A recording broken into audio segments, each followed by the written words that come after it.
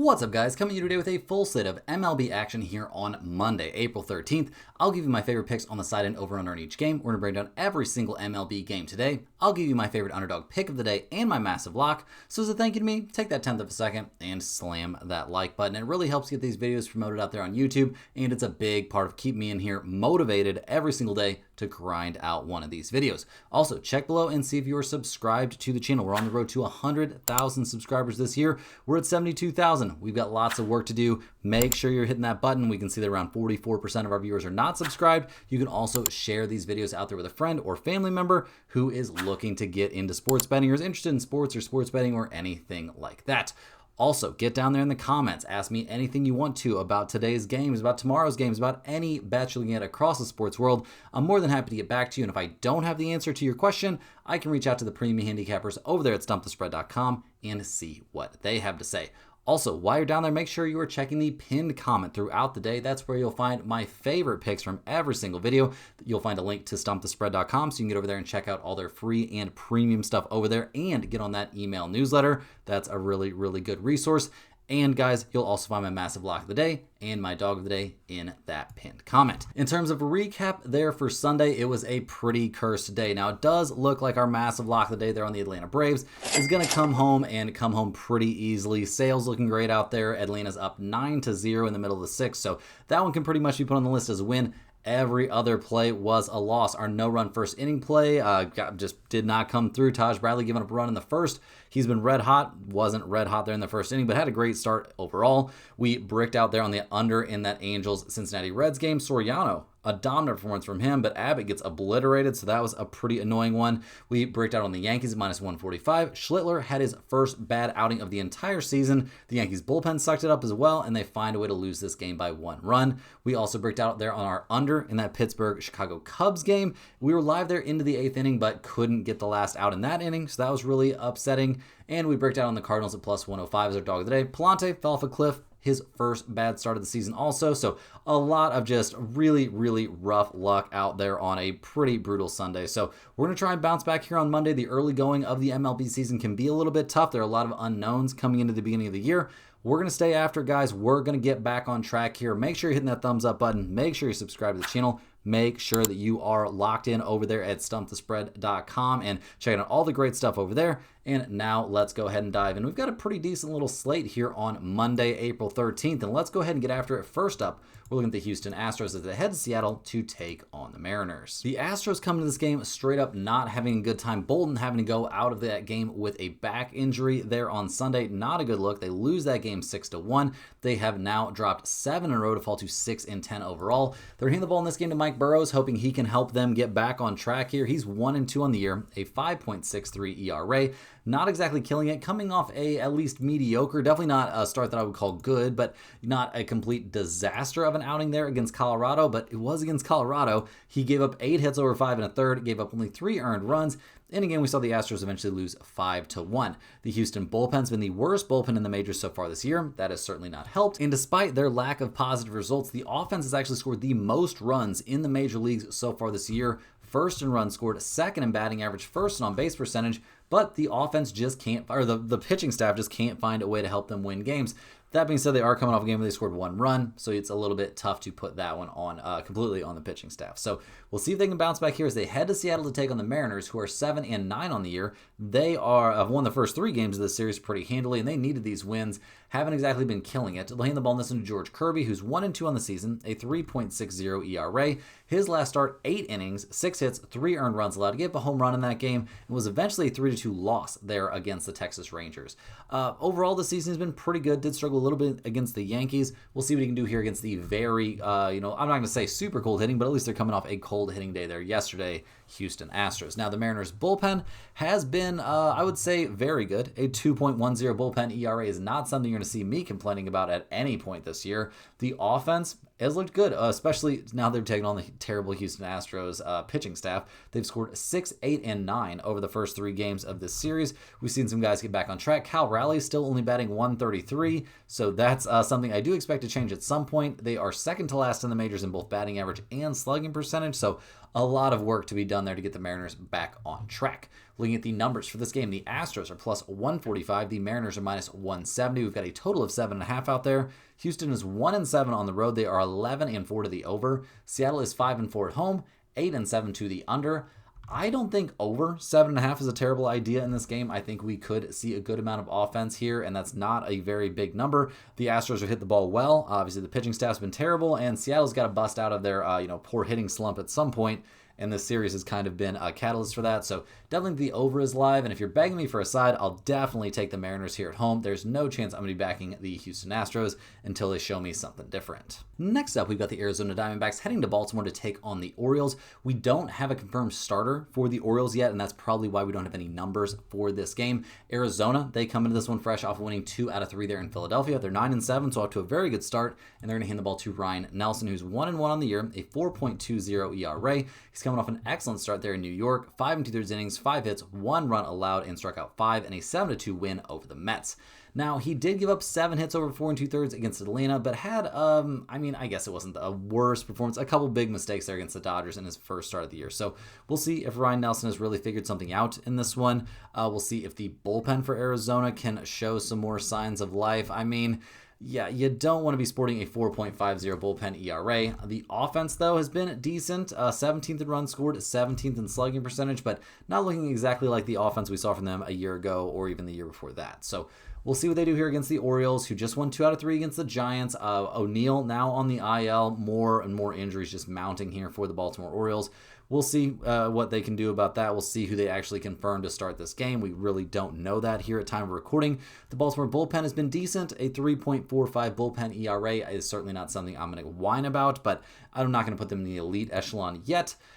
Just kind of got to wait and see on this one, obviously, with no numbers currently. Arizona, they're 3-5 on the road, 9-6-1 to the over. Baltimore's 4-4 at home, 8-7 to the over. So, like I said, this is a wait and see spot. Next up, guys, we're looking at the Chicago Cubs heading to Philadelphia to take on the Phillies.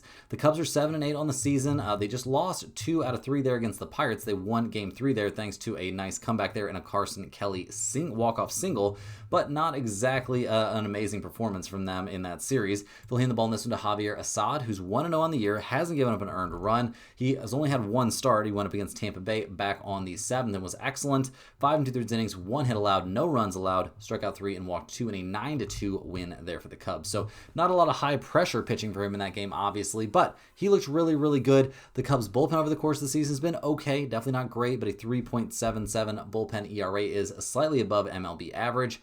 The offense has been, middle of the road. It seems a bit generous. They're 19th in runs scored. They are 25th in slugging percentage. They are coming off a game where they scored 7, so I'm sure they feel good about that, but it hasn't been great. They scored 7, 3, 0, 6, 9, and 4 over their last few. Nico Horner and Ian Happ are hitting the ball well, but definitely, issues still exist for the Cubs at the plate. Now they're taking on the Phillies, who are 7-8 on the season. They've actually lost 4 out of their last 5, so not killing it.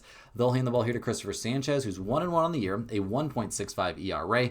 This lefty has been a monster in general. He gave up 11 hits against the Giants his last time out, though, but only gave up 2 earned runs. They gave up 4 runs overall, so it was not a flawless appearance. We also saw the Phillies lose that game 6-0, and so far this year he's faced the Rangers, Nationals, and Giants. Not exactly the hardest hitting of teams. So we'll see what he can do in this one. The Cubs have obviously not been the hardest hitting of teams either. The Phillies bullpen's been better so far this year than they were last year, but not necessarily top notch. A 3.79 bullpen ERA is somewhere around MLB average or slightly below average. So we'll see how that group develops over the course of the year. The offense has scored 3, 4, 4, 0, 0, and 6 over their last few. It hasn't been great. They're 26th in runs scored. They are 25th in batting average. The Phillies are a team that's going to need to score some runs. And if they're not doing that, it's going to get pretty bleak. So we'll see when/if they can turn things around at the plate. Looking at the numbers for this game, the Cubs are plus 150. The Phillies are minus 180. We've got a total of 8 in this game. The Cubs are 3-3 on the road, 7-6-1 to the over. The Phillies are 4-4 at home, 7-7-1 to the over/under.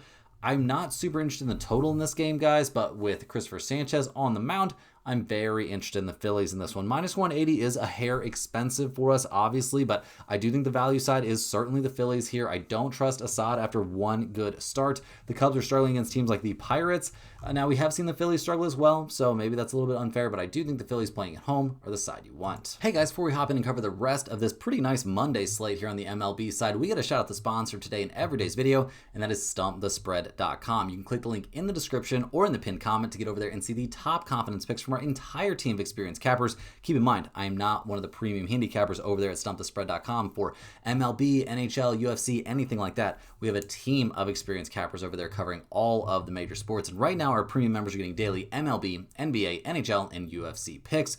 Coming off another nice NBA day, it's looking like over there at stumpthespread.com, so definitely want to get in the mix there with the NBA play-in tournament and the playoffs right around the corner, days away, very, very close. So definitely do not want to miss out on that. A crazy amount of work goes into those premium picks every single day. Our premium handicappers use some very sophisticated tools and algorithms to make their predictions, and there's going to be ups and downs, but over the long run, we have shown profitability, so you definitely want to get in the mix over there, especially baseball season is a great time of the year, guys. There's so many games every single day. It's just a great spot to get in the mix, so don't miss out on that, but also over at stumpthespread.com, there is tons of great free stuff to get in on there. Free picks posted every single day under the free picks tab. Could be MLB, could be NBA, could be anything. Definitely want to get in on that. You also got to get over there and get on that free email newsletter. It's really easy to sign up. You just go to stumpthespread.com and set up a free account. They're nice for your name and your email address. That's it. You get one email straight to your inbox every single day, just jam-packed with great sports betting information. The golf write-ups in those emails have been insane. We had a big sweat there on Corey Connors in the last round of the Masters. Unfortunately, he couldn't come through at plus 4,000 for us, but tons of really nice winning golf plays in those big golf write-ups and in those emails every single week for the PGA Tour events. You also got to get on that email list because it covers all the niche sports: golf, NASCAR, tennis, WNBA, UFC, all kinds of big write-ups on Major League Baseball. We'll have, once NFL season, starts to roll around, there will be information on the NFL draft. There's information on different betting strategies and stuff. Like, just a wealth of great information on those emails, and it's absolutely free. Also over at stumpthespread.com, you can pick up a Stump the Spread hoodie. If you're interested, we're selling them for $39.99. That is at cost. That also includes free shipping. We make nothing on those hoodies. Just want to make them available to anybody looking to pick one up. And also, guys, if you're a massive fan of what you're seeing from me here on YouTube every single day, click that little join button right below the video to sign up for a YouTube channel membership.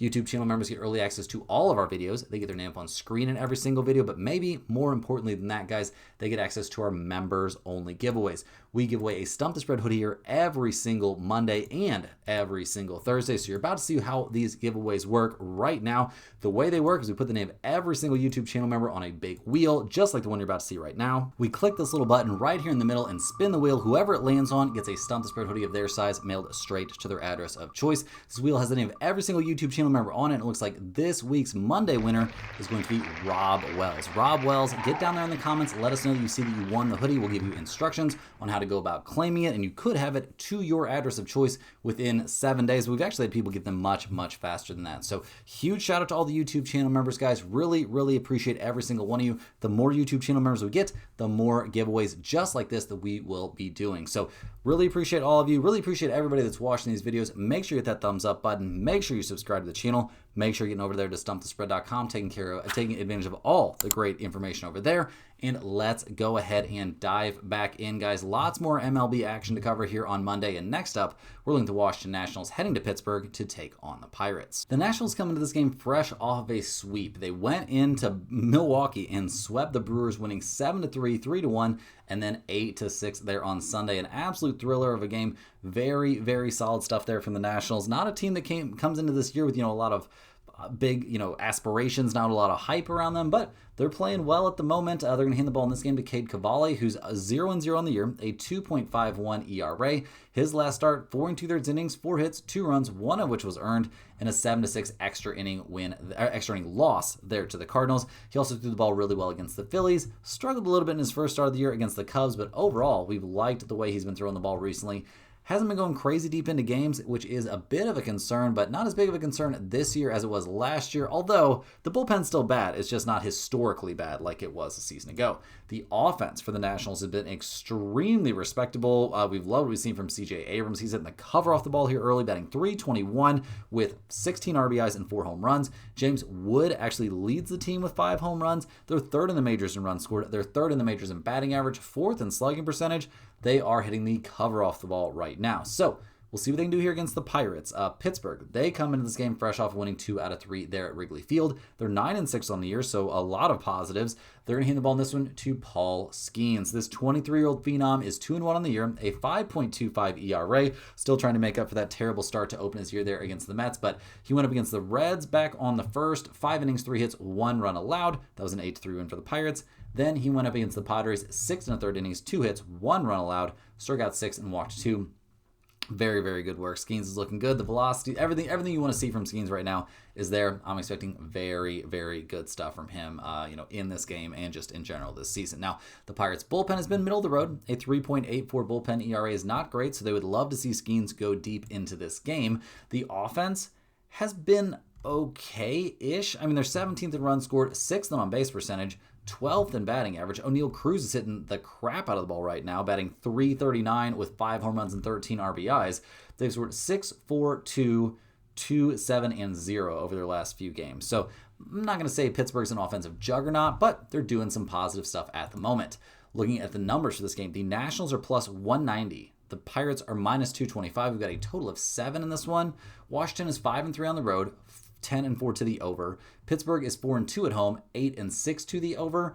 I do think over 7 might be in order for this game, which feels weird to say we're taking an over in a Paul Skeens game, but I don't think it's that insane, especially with neither bullpen being any good. So definitely give me a little look at over 7. In terms of a side, I mean, they've been so good with Skeens on the mound, and they're coming off a loss. It's tough to fade the Pirates, but minus 225 is very, very expensive. So this one might not make the pinned comment. Rolling right along here, guys, we've got the Los Angeles Angels heading to New York to take on the Yankees.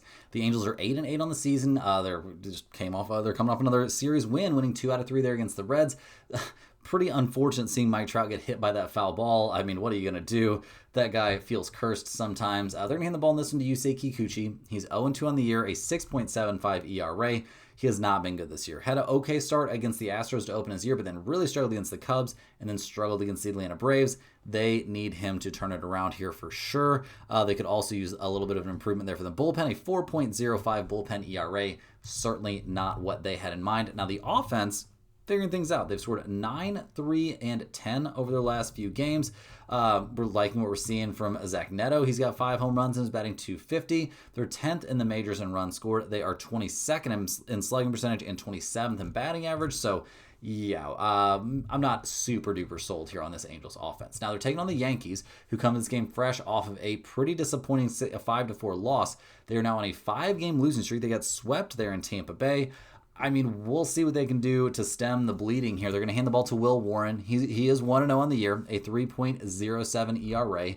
His last start, 4 2/3 innings, 5 hits, 2 earned runs allowed there against the Athletics. That was in a 3-2 loss there for the Yankees, but he also threw the ball well against the Marlins and against the Giants. So we'll see what he can put together in this one. I generally expect good things when Will Warren is on the mound. The Yankees bullpen has taken a few steps back recently, up to a 2.98 bullpen ERA. So not looking like a completely dominant group anymore, but I mean, obviously not the end of the world. The offense, I mean, Ben Rice is hitting the cover off the ball. Aaron Judge has 4 home runs, but is only batting .218, although a slow start for him is very on brand. Right now, the Yankees are 16th in runs scored, 28th in batting average, and 26th in slugging percentage. So, looking at the numbers for this game, the Angels are plus 150. The Yankees are minus 180. We've got a total of 9 in this game. The Angels are 4-5 on the road, 9-6 to the over. The Yankees are 3-3 at home, 7-6-2 to the under. Will Warren on the mound. I like that. You see Kikuchi on the mound for the Angels. Well, I like that if I'm betting on the Yankees. I hate that if I like the Angels, and I like the Yankees here at minus 180 quite a bit. This one has a good chance to be our lock of the day. I don't think we're going to see them lose a sixth straight game in this one. They're going to figure it out here, and they could put up some big crooked numbers here against Kikuchi. Rolling right along here, guys, we're looking at the Miami Marlins heading to Atlanta to take on the Braves. The Marlins not having a great time there on the road, losing 3 in a row, losing 2-0, 6-1, and 8-2 in Detroit. Now they're going to head to Atlanta. Should be a little bit warmer there than it was in Detroit. Maybe that'll help a little bit. The Marlins are 8-8 on the year, not a terrible start. They're going to hand the ball here to Yuri Perez. He's 1-1 this season, a 5.06 ERA. This young 22-year-old maybe having a little bit of trouble working his way into the season. We liked a lot of what we saw from him at the end of last year. We'll see what he can put together here. His last start, 5 innings, 6 hits, 4 runs, 2 of which were earned there against Cincinnati, and was eventually a 7-4 win. Maybe that gives us a little bit of reason for optimism about him. Also didn't have a horrendous start against the Yankees, although giving up that home run. The home run ball has been a problem for him this year. He's given up 4 home runs total over 3 total starts. So that's not great. We'll see what he can do. The Marlins bullpen's been fantastic, though. A 2.81 bullpen ERA.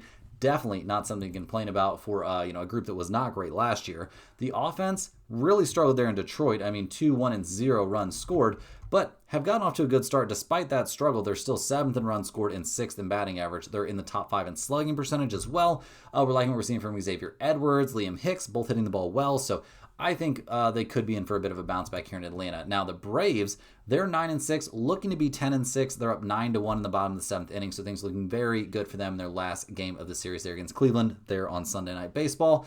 They're going to hand the ball in this one to Grant Holmes. He's 1-1 on the year, a 2.55 ERA. His last start, very solid stuff. 6 2/3 innings, 5 hits, 2 earned runs allowed there in LA against the Angels.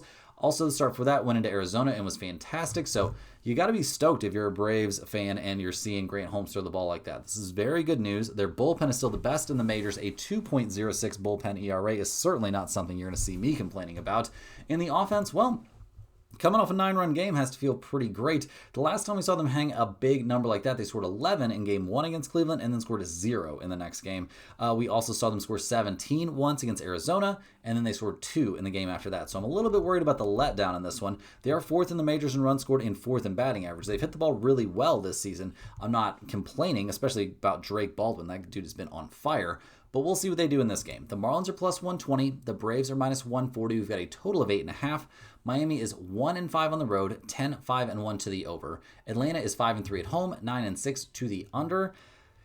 I actually think we could catch the Braves here in a bit of a letdown spot. I'm expecting Yuri Perez to eventually figure things out and have a very good start. I think this could potentially be it. The Marlins will have a little bit of a rest advantage here. They played a day game. Atlanta played a night game. They don't have to travel, so that doesn't really figure in, but I do think the Marlins are in a pretty reasonable spot in this one, especially at plus 120, so keep an eye on this one as a potential dog of the day. Rolling right along, we get the Boston Red Sox heading to Minnesota to take on the Twins. The Red Sox are 6-9 on the year. They did just win 2 out of 3 there in St. Louis, though, after losing game 1. They kind of dominated the next 2 games.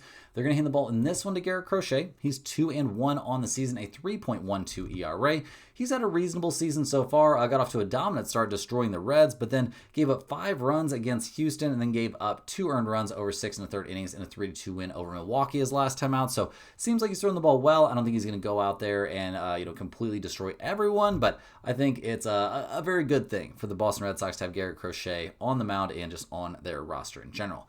The Red Sox bullpen was pretty good last year, and a 3.76 bullpen ERA through the early goings this year doesn't say that's impossible, but they're also not looking dominant so far. The offense maybe has figured things out, scoring 16 runs combined over their last 2 games, but have not been the hottest hitting team this year. They're 25th in runs scored. They're 27th in slugging percentage, 17th in batting average. So, like I said, maybe they're figuring things out. We will have to wait and see on that. Now, they're taking on the Twins, who are 9-7 on the year after winning 2 out of 3 there against Toronto. Tristan Gray hitting that 3-run home run in that one. Had to feel pretty good. Scherzer looking terrible there for Toronto. Now, the Twins will hand the ball in this game to Bailey Ober. He's 1-0 on the year, a 5.27 ERA though. Rough times in his first couple games of the season, struggling against the Orioles and against Tampa Bay. His last time out, pretty good. 5 2/3 innings, 5 hits, 2 earned runs allowed there against Detroit in an 8-6 win. So I mean, they'll take that from Ober, but they need him to be a little bit better than that. Obviously, an ERA of over 5 is not what they had in mind. The Twins' bullpen so far this year has not been great. A 5.15 bullpen ERA is pretty concerning stuff. We'll see if they can figure that out, but I'm not expecting the bullpen to be great. Offensively, they're 6th in runs scored, but they are 20th in batting average and 18th in slugging percentage. So I do worry a little bit about how this is going to go in the long run here for the Twins at the plate. Josh Bell, like I said, hitting the cover off the ball, but really some big question marks for me about how good this offense can actually be. Looking at the numbers, the Red Sox are minus 165. The Twins are plus 140. We've got a total of 7.5 in this game. Boston is 2-6 on the road, and they're a 500 over-under team. Milwaukee's 5-2 at home, and they are a 500 over-under team as well. I am not fading Garrett Crochet or a hot-hitting Red Sox team just because they're going up against Bailey Ober. Minus 165 is honestly a fantastic price with Crochet on the mound. I don't think we can pass up on this. We've been burned by big-name starters having bad starts or bullpen implosions at other times this year, but this is not a spot we can afford to pass on the Boston Red Sox. Next up, we're looking at the Cleveland Guardians heading into St. Louis to take on the Cardinals. Now, the Guardians are getting their asses handed to them in Atlanta right now. They're down 9-1 in the top of the 8th. So that's probably going to be a loss, which means they'll have lost 2 out of 3 there in Atlanta, but they're still 9-6, or maybe it's going to be more like 9-7 on the season. So it hasn't been a horrendous start. They'll hand the ball in this game to Gavin Williams, who's 1-1 on the year, a 2.04 ERA. He's had pretty much exclusively good outings this year. I mean, his worst start of the season, 5 innings, 2 hits, 3 earned runs given up there against Seattle. Followed that up with 7 innings, 2 hits, 10 strikeouts, and no runs allowed in a 4-1 win at the Dodgers. That is a monster performance. And then didn't have the letdown, guys. Went 5 2/3 innings, gave up 1 run on 1 solo home run, struck out 8 and walked 5 in a 2-1 win over the Royals. So yeah, Gavin Williams looking lights out here through the early portion of the season. We'll see if he can keep it rolling. The Cleveland bullpen has not been nearly as good this year as it was last year. A 4.44 bullpen ERA through the early returns is not great, but I'm not super low on that bullpen. I think they're going to figure things out. The offense coming off, obviously not a great game so far in their Sunday Night Baseball appearance, is 20th in the majors in runs scored, 23rd in batting average, 16th in slugging percentage. Not a lot of guys hitting the cover off the ball for the Guardians right now. So we'll see if they can figure that out offensively as they head to St. Louis to take on the Cardinals, who've now lost 2 out of 3. They're 8-7 on the year. Jordan Walker hitting the cover off the ball for them still, but a lot of question marks there on that Cardinals roster. Matthew Liberatore is getting the start for them here. He hasn't yet to figure a result this year, a 3.38 ERA. The last time around did not go well at Washington. 5 innings, 9 hits, 4 earned runs allowed. The Cardinals did come back and win that game in extras, but it was not Liberatore's fault. He threw the ball really well against both the Mets and the Tampa Bay Rays to start the season, so we'll have to wait and see which version of Liberatore we get in this game. The Cardinals' bullpen has been bad. A 5.31 bullpen ERA. There's no way around it. The bullpen was bad early last year, came back and was much better late. Well, maybe the same thing can happen this year, but it's still early, and they still look pretty freaking bad. The offense outside of Jordan Walker hasn't been terrible, I guess, but it also hasn't been great. I mean, he's batting .327 with 7 home runs and 14 RBIs. The Cardinals are 11th in the majors in runs scored, 24th in slugging percentage, 18th in batting average. So we'll see what they can put together here. Obviously, got to be a little bit better than they were those last couple games against the Red Sox. Looking at the numbers for this game, the Guardians are minus 120. The Cardinals are plus 100. We've got a total of 8 in this game. Cleveland's 5-4 on the road, 9-6 to the under. The Cardinals are 5-3 at home, 7-6-1 to the over. I think with these two guys on the mound, especially with how obviously great Gavin Williams has looked, I think we could safely look at an under play in this game. Better than that, especially in a bounce back spot here, give me the Cleveland Guardians, despite the fact they're playing on the road. They've been fine on the road this year, not a big concern there. I know they're struggling in Cleveland at the moment, but I think they can bounce back. The rest disadvantage is a little bit concerning here, but I'm not too worried. Definitely give me the Guardians here with Gavin Williams on the mound. Rounding into the home stretch here, guys, we're looking at the Texas Rangers heading to Sacramento to take on the Athletics. The Rangers are 8-7 on the year. They did get a win in that series against the Dodgers. Waited all the way until the very end, but DeGrom ends up being good enough there for them to get the job done. 8-7 on the year probably isn't exactly what they had in mind, and they're handing the ball to a guy they really need to have a good season. Nathan Eovaldi, he's 1-2 on the year, a 7.98 ERA. He had a really bad start against the Phillies to open his year, then went into Baltimore, had another terrible outing. He kind of figured things out there against Seattle, apparently. I mean, 6 innings, 6 hits, 2 earned runs allowed, and striking out 7 is not a bad look. We also saw the Rangers win that game 3-2, so maybe, just maybe, he is back on track here. We'll have to wait and see on this one, but it appears that he's going to be able to get the job done, or, at least get back to, something similar to what we saw last year. The Rangers bullpen in the early returns has been excellent. 6 saves, a 2.36 bullpen ERA. I will not be complaining about that. That's actually third best in the majors right now. The offense did put up 5 runs there in Game 3. They put up 7 in Game 1 against the Dodgers, so they're hitting the ball. That has not been a problem. Nemo, Seager, everybody hitting the ball okay, but they're still only 23rd in the majors in runs scored, despite being 7th in slugging percentage. I think the problem here is they are 28th in on-base percentage, so that's not great. We'll see what they can do here against the Athletics. They are 8-7 on the year. They've won 5 in a row. They just swept the Mets, winning the last game of the series 1-0. A Kurtz home run, gets the job done for them. Very, very cool stuff there. They'll hand the ball in this game to Luis Severino. He's 0-1 on the year, a 5.40 ERA. He's actually been okay. Had that really bad, really short start in Atlanta. His season opener against Toronto was good, and his last start, 5 innings, 4 hits, 2 earned runs allowed, and a 3-2 win over the Yankees. I will not be complaining about any of that. The Athletics bullpen, on the other hand, has been straight up bad, guys. A 3.98 bullpen ERA is not great. It is headed slightly in the right direction, so maybe that is a good sign. Not maybe, it's definitely a good sign. We'll see if it can continue in this series. The offense coming off a game where they scored 1 run is obviously not ideal, but they've scored 1, 11, 4, 1, 3, and 3 over their last few games. Not really bunching their hits. They are 10th in slugging percentage, but 22nd in on-base percentage. 13th in runs scored, 11th in batting average. Jeff McNeil's hitting the ball well. Langiers has 5 home runs and is batting nearly 300, so they've got some dudes that are hitting the ball. Looking at the numbers for this game, the Rangers are -130. The Athletics are +110. We've got a total of 9 in this game. The Rangers are 4-4 on the road, 6-2 to the over/under. The Athletics are 2-1 at home, 9-5-1 to the under.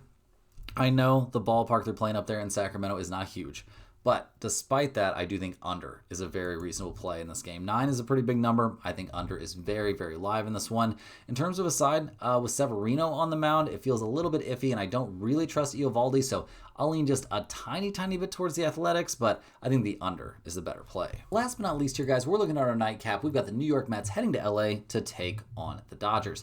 The Mets come into this one losers of 4 in a row, so that's got to feel a little bit brutal, losing 1-0 in the last game of that series against the Athletics. Can't feel great. They're going to hand the ball in this one to David Peterson, hoping he can get them and kind of himself back on track. He's 0-2 this year, a 6.14 ERA. First start of the year was great there against the Pirates, but he got shelled by the Giants, and then he got shelled by the Arizona Diamondbacks. 5 innings, 6 hits, 5 earned runs allowed in that game. Hasn't given up a home run this year and is still sporting an ERA of over 6. That is not great. You definitely need to see a little bit better from him. Now, actually a lot better. The Mets bullpen has not been the problem. A 2.98 bullpen ERA is very solid. The offense, though, they've scored 0, 6, and 0 in that series against the Athletics. Yikes. They're down to 13th in the majors in runs scored, 16th in on-base percentage, 15th in slugging percentage. Nobody's really hitting the cover off the ball for them here in the early returns, and a 5-game losing streak this early in the year is pretty brutal, and especially your chance to snap that losing streak is heading to the Dodgers. The Dodgers, they're coming off a loss. They did win 2 out of 3 there against the Rangers, though, so they can't be too upset about that. They'll hand the ball in this one to Justin Robleski. He has yet to figure out a result this season. This 25-year-old lefty has made 1 bullpen appearance. It was a long bullpen appearance, and 1 start this year. He went into Toronto his last time out, 5 innings, 2 hits, 1 run allowed, walked 4 and struck out 2, so control certainly a bit of a concern here for Robleski. We'll see. We'll see what he can do in this matchup against the Mets. Obviously, pitching at home should help a bit. And the Dodgers bullpen has been pretty reasonable. A 3.40 bullpen ERA with 5 saves here in the early returns is better than what we were seeing from their bullpen in the early returns last year. So quite a bit to like here about the Dodgers, no doubt about that. The offense has been amazing. They're 2nd in runs scored, 1st in batting average, 1st in slugging percentage, 2nd in on-base percentage. Ohtani hitting his 2nd straight leadoff home run is pretty nuts. There is an awful lot to like about the LA Dodgers. I guess that's not too shocking when you got a payroll that size. Now, looking at the numbers for this one, the Mets are +130, the Dodgers are -150. We've got a total of 9 in this game. The Mets, they're 4-3 on the road, 7-2 to the over/under. The Dodgers are 6-2 at home, 8-6 to the over. This is too affordable of a price. So we got the Dodgers at -150. I think we have to get involved. Peterson has not been good recently. I think he'll figure it out at some point, but I don't know if that point's going to be right now.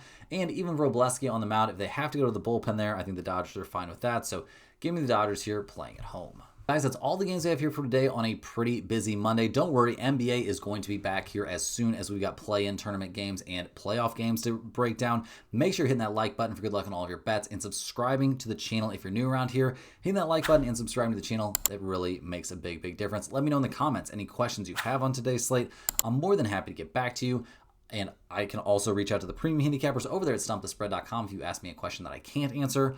Also, click the link in the description or in the pinned comment to get over there to stumpthespread.com. There's tons of great free information over there, the free picks tab, the free email newsletter. Don't miss out on those. Also, check out those premium picks, guys. Another nice winning NBA day there. Definitely get in the mix on that. And we'll see you all right back here tomorrow, same time, same place, for more sports betting action.